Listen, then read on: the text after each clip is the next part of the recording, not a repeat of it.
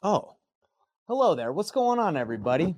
I know why you're here. You're here for Nathan Payne's Wholesaling Storytime, Tales from the Trenches. And let me tell you, I got a story for you guys today. Now, you haven't heard something like this before. I'm telling you, this story is about how I out negotiated myself, how we were the worst negotiators when we first started wholesaling. I'm going to tell you guys something that's going to blow your minds because when it happened to me, it blew my mind. Now, if you guys aren't familiar with what Nathan Payne's Wholesaling Storytime is, it's me going back through my journey as a wholesaler and explaining to you guys what it was really like to get deals and starting from $0, starting from not knowing anything to making over $2 million in assignments. And I'm giving you guys the real, the raw, the real deal because a lot of this stuff on social media is fake, right? Like they just wanted to give you the highlights. I'm giving you the good, the bad, the painful, the ugly, everything about it. I want you guys to know what it's really like to start a business as a brand new wholesaler so you guys can navigate and see how I went through it and how you can go through it. And so you don't have to go through the pain that I went through because I did go through a lot of pain trying to figure this out myself. And I want you to experience the gain and not the pain. So this is the point of Nathan Payne's wholesaling story time. So you guys can learn from my experiences. And I want to give you guys gifts. I want to show you appreciation for even taking your time to listen to my stories. So stay tuned to the end of this video and I'm going to hook you guys up with a gift. I've made $19,000 on this deal and I want to show you guys the exact template, the exact marketing piece that I used to make $19,000. I'm going to give it to you guys for free. I'm just going to hook you up. So stay tuned. I'm going to hook it up because I like to give gifts. I like to show appreciation. So a lot of you are probably like, well, Nate, how do you remember this story?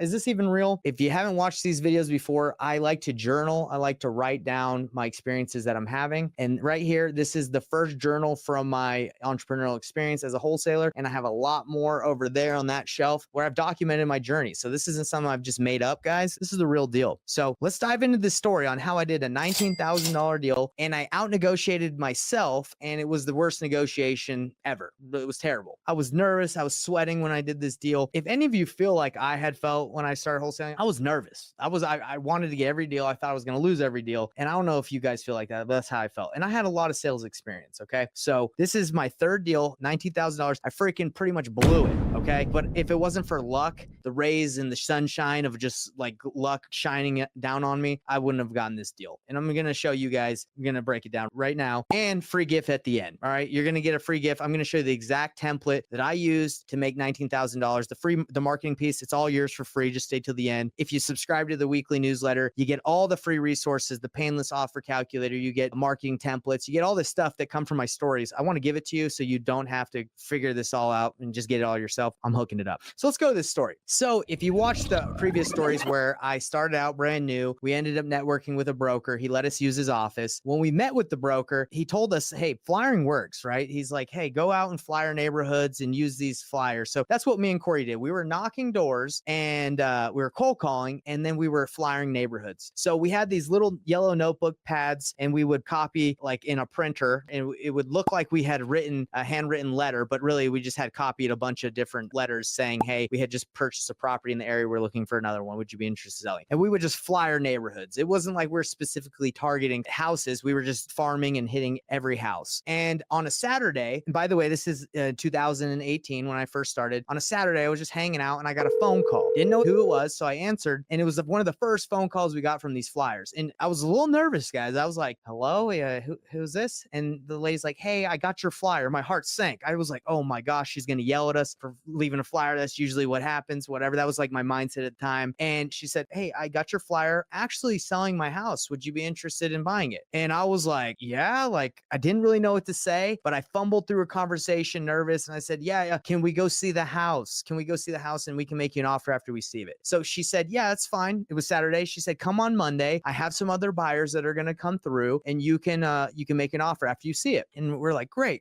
So me and Kory on Monday, we drove over to the house and it's her name is Dawn and her husband, and they're just waiting at the house. And it was actually, I think her father had passed away. So she was selling the home. Right. And we had no idea what we were looking for in the house. This probably was one of our first walkthroughs where the seller was watching us as we walked through and we were just looking at stuff like that looks like it needs to be done. That's outdated. But again, guys, I at this point, I had no idea what I was talking about. I was just looking at stuff and just making comments, right? The house is outdated. It needed a lot of work. So after we walked through the house, I'm like, what were you wanting for the home? And she's like, oh, we were hoping to get 180. And I said, I think you told me that there were some other buyers that were going to come see the house. Are we the first or are we the last ones to come through? And she's like, there's two others that are coming and they're going to make an offer. I was pretty savvy. This was a savvy move, I think. I said, hey, since we're the first ones to come through, do you mind if we make the last offer? I don't want to make the first offer and then get beat out by these guys. I would like to, at least get the chance to make the last offer if that's okay, since we're the first ones here. She's like, that's totally fine. So I said, we'll call you later today. We'll see how the other walkthroughs went and we'll meet you and we'll make our final offer. Because we were all about meeting with the sellers at this time, like in person. So we left and me and Kory were nervous. We're like, man, what if someone locks up the deal and she just gives them an offer and she just agrees? And that's why I said, hey,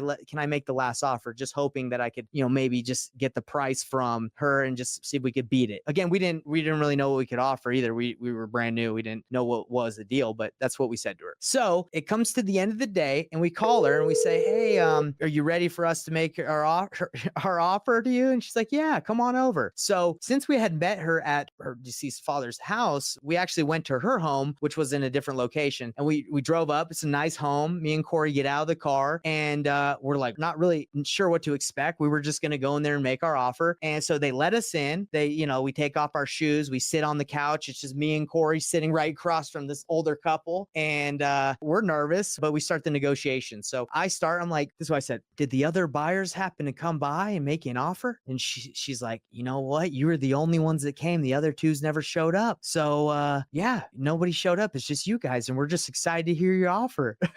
And me and Kory are like, oh, word? Like, wow. Like just nervous and like shocked that those other guys didn't show up. Come on, you got to show up. So I don't know what to say. I don't know what to offer. I was hoping just to beat whatever offer that they had got. And if it wasn't too crazy and just go from there, but that didn't work out. So I look at her and I say, what price did you want again? And she's like, we were hoping for 180. And I'm sweating bullets. I'm like, oh my gosh, like, I don't know what to say. Do we just give her 180? I was tripping. And Kory at the time, my business partner, he had been in real estate longer than I had. And I didn't really I wasn't the negotiating expert. I didn't know to come in at 180, to go in lower. I was nervous. Okay, guys, just give me a break. I was nervous. So I look at Kory right next to me, got a little bit more experience. And I'm like, Kory, what do you think? And we're just sitting right across from the seller and he's nervous. He doesn't know what to say. And guess what? I still to this day cannot believe what Kory said. They wanted 180. I'm emphasizing that they wanted it 180. Like no one else had seen the property and they were like, yeah, we'll just go. Like we're ready to sell. So I look at him and he says, we can do 186. And I'm like, I look at him and I look at them and they're shocked. Like they didn't say anything. They were just like, what? And I'm like, what? And they're like, sure, 186. And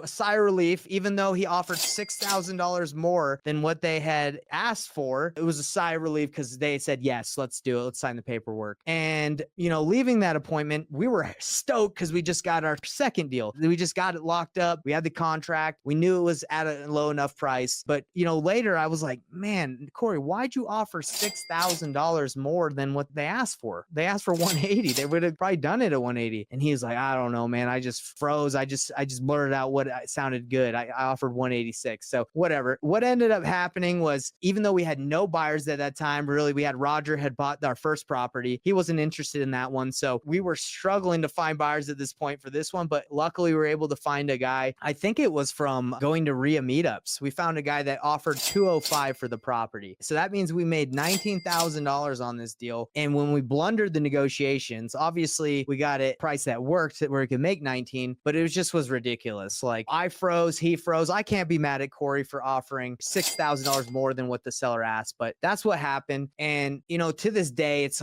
hilarious to remember that situation where I didn't want to make the offer. So I threw it on him and, I guess he just took the move. I don't even know how to say it. He went for it. Okay. And so 186 got the deal done, $19,000. And that was how we got our second deal done as being the worst negotiators ever. And I'm sure Dawn and her husband were probably like, man, these guys suck at negotiating. They just offered us more than what we asked for. But hey, hope they're doing well. And again, the reason I'm telling you guys this story is hope you don't think that at the beginning of your real estate investing journey that you got to be the best, you got to be the greatest. Watch my videos, watch these, and learn how I freaking blew it so you don't blow it. And the lesson that I learned from this negotiating, from this story and this experience was, when you're talking to a seller, if they're asking for 180, there's two things you should do. Okay. One is you can go lower just so they don't feel like if you give them exactly their price that they're leaving money on the table. So if they're on 180, this is what the negotiation probably would have looked like, with the experience I have now. I would have been like, oh, you want 180? I totally get that. Usually we buy properties in this condition that yours is like. We try to get them for around 170 to 172. Would that work?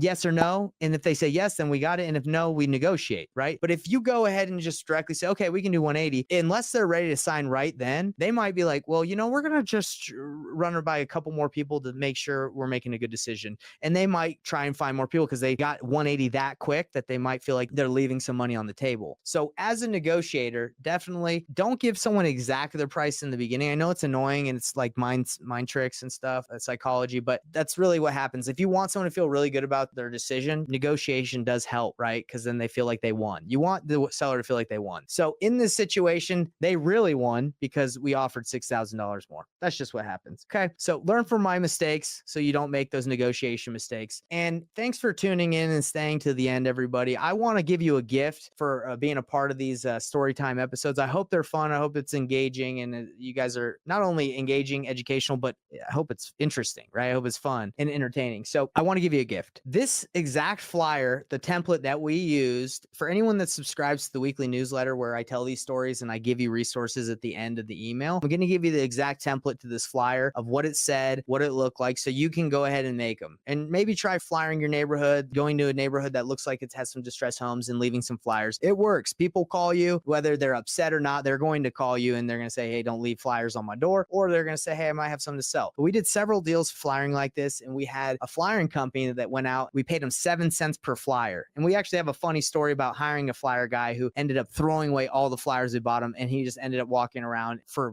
months. And we thought he was flyering, but we weren't savvy enough. There's a lot of business mistakes that I made, and we'll tell you about that later. But I want to let you guys know again that this story time is to let you know that, like, hey, everybody has to start from somewhere. And I was not super experienced business person when I first started this, and I made a lot of mistakes. And hopefully you can learn from my mistakes and have a fun time along the way, and not just hear the highlights of like, oh, I just did a $30,000 or $50,000 deal, but hey, see the crap that I had to go through, and hopefully you don't have to go through the pain, and you can just feel the gain of real estate investing. So again, thanks everybody for tuning in. If you liked this, please like wherever you're watching so the algorithm can say, hey, people are enjoying this. Let me watch more of it, or let me put it in front of more people. And next week, you're going to really like this episode, the next episode I do. I said next week, but that's just because the email comes out every week. But next time I go live, I'm going to be talking about the $28,000 deal I did with a guy named Lee, who was unfortunately addicted to meth, and he threatened to kill us because his wire for his money did not come in immediately that day when the deal closed or the next day. It had a 48-hour wait period. A lot more happened on this deal. I'm excited to tell you about it, but this was our next deal, $28,000, crazy deal. Now, another thing is I wish I would have kept it because really it was like a $200,000 spread on it, but we made 28K. Again, you don't know what you're doing when you first start. That's why you need a mentor. Not saying you get me as a mentor, but just in general, we made 28, which is great, but really it was a very, very big deal. We just, didn't have the experience to get it all. But hey, no sweat. You live and you learn. And that's why you're watching these. You're watching my story time so you freaking don't blow it like I did. But hey, everything's a learning experience for your good. So you want the free resource, subscribe to the weekly newsletter. I'll send you guys, just comment and I'll send you the link, and I'll be giving you those resources. Try that flyer out, and I'll see you guys on the next episode where we talk about Lee and how I almost died. Well, I didn't almost die. I got threatened to almost get killed, but I was not even close to being dead. I wasn't worried. See you guys next time.